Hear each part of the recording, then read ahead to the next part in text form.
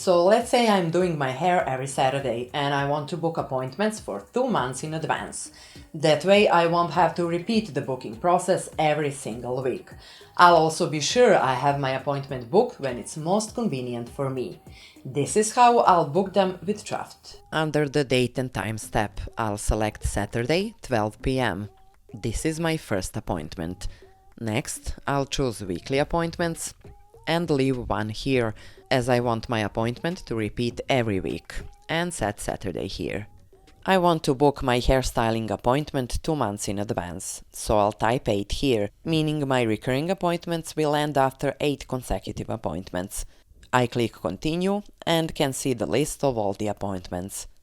I double check dates and times, then click continue to finish up and book them.